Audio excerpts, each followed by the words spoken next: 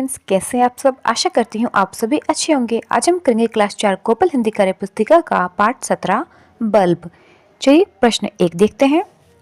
प्रश्न 1 है, दिए गए शब्दों का वाक्य में प्रयोग कीजिए। जैसे शब्द हैं दीपक, लालटेन, मानव, प्रकाश, करतब। इन शब्दों का आपको वाक्य में प्रयोग करना है। तो वाक्य में प्रयोग इस प्रकार से कर सकते हैं। जैसे दीपक का, दीपावली की रात को बहुत सारा दीपक जलाया जाता है।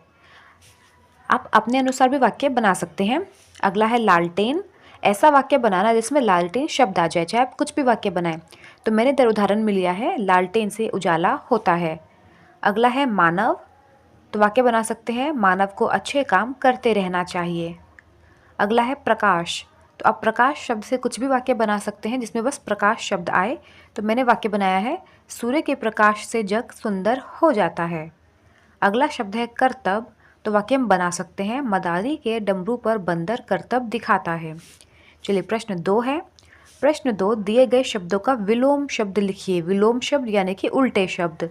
तो चमक, चमक का विलोम शब्द हो जाएगा चमकहीन।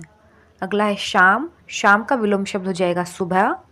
इंसान, इंसान का विलोम हो जाएगा हैवान या पशु। प्रकाश, प्रकाश का विलोम शब्द हो जाएगा अंधकार। संतोष, संतोष का विलोम शब्द हो जाएगा असंतोष। चलिए प्रश्न 3 देखते हैं। प्रश्न 3 है, दिए गए शब्दों को शुद्ध करके लिखिए। यहाँ जो स्पेलिंग है शब्दों की वो गलत है, आपको सही स्पेलिंग के साथ उसको शब्द को शुद्ध करके लिखना है। तो यहाँ पर है साज। तो साज का शुद्ध शब्द हो जाएगा सांझ, ऊपर चंद्र बिंदु लग जाएगा। उसके बाद है बल्ब। तो बल्ब का शुद्ध रूप होगा बल्ब, ब आधा ल ब, बल्ब। उसके बाद है ससार। तो ससार अशुद्ध रूप है, इसका सही शब्द हो जाएगा संसार। उसके बाद है लटटऊ। तो सही रूप हो जाएगा लट्टू, इस प्रकार से लिखेंगे। फिर है मजबूरी। मजबूरी की स्पेलिंग हो जाएगी मजबूरी, ये वाली स्पेलिंग सही हो जाएगी। उसके बाद है अधियारा। तो अधियारा का शुद्ध रूप हो जाएगा अंधियारा। चलिए प्रश्न 4 है, आपने किस किस तरह का बल्ब देखा है, चित्र बनाकर रंग भरिए। तो मैंने इधर कुछ बल्ब बना दिए हैं डिफरेंट टाइप्स के, अलग अलग तरह के बल्ब हैं। ये गोल बल्ब, ये एलईडी बल्ब जो लड़ियों में लगाई जाती है, ये ट्यूबलाइट जैसा है, और ये सर्कुलर ट्यूब जैसा बल्ब है।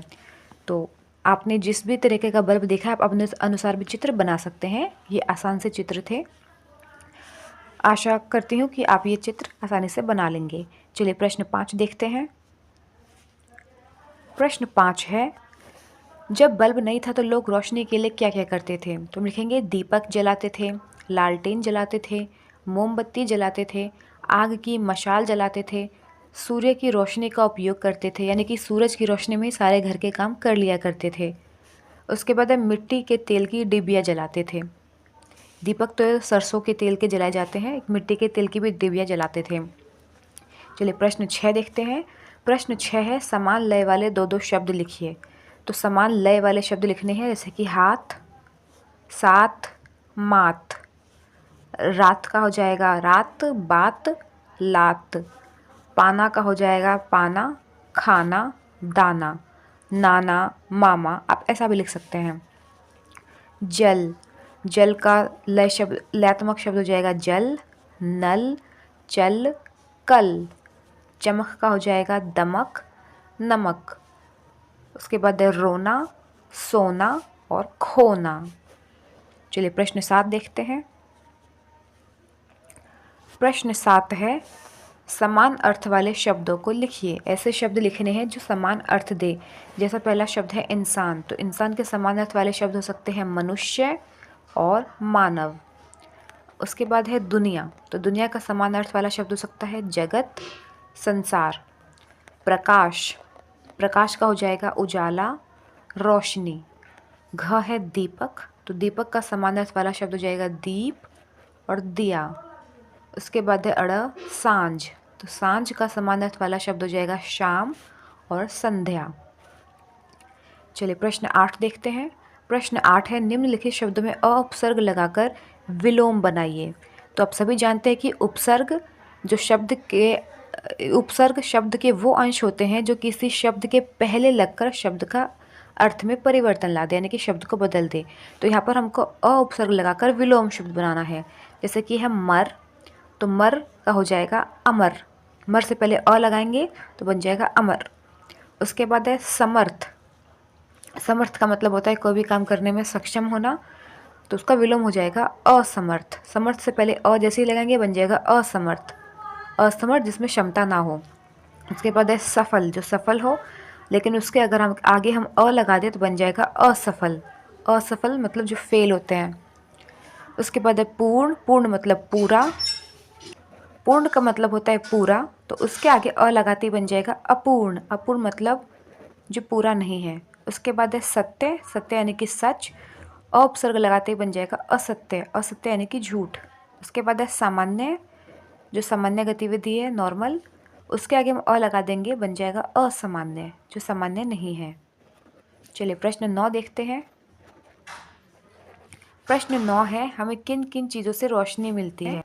तो हम लिखेंगे दीपक, मोमबत्ती, बल्ब, टॉर्च, लालटेन और सूरज से रोशनी मिलती है। 10 प्रश्न है। प्रश्न 10 देखते हैं। प्रश्न 10 है, बॉक्स में से उपयुक्त शब्द चुनकर खाली स्थान को भरिए। तो शब्द हैं जैसे कि चिंगारी, राह, इच्छा, युग, आग, दुनिया, राहत, इंसान। तो खाली स्थान को हम इस प्रकार से भरेंगे।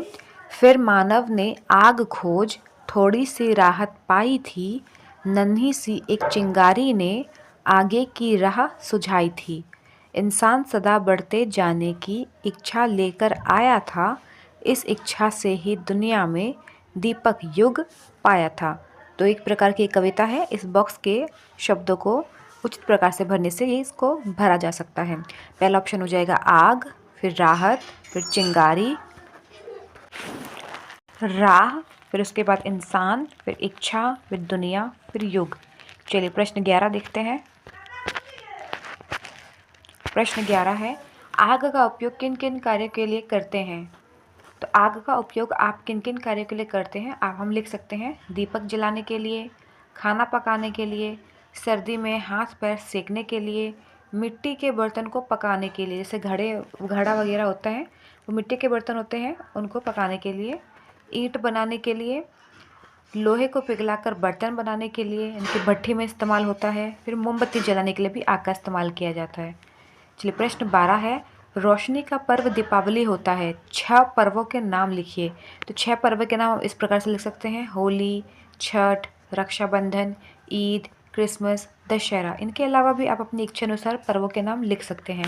इसी के साथ ये वीडियो यहीं खत्म होती है। अगर आपको वीडियो अच्छा लगा तो लाइक, सब्सक्राइब एंड शेयर करें। Thank you.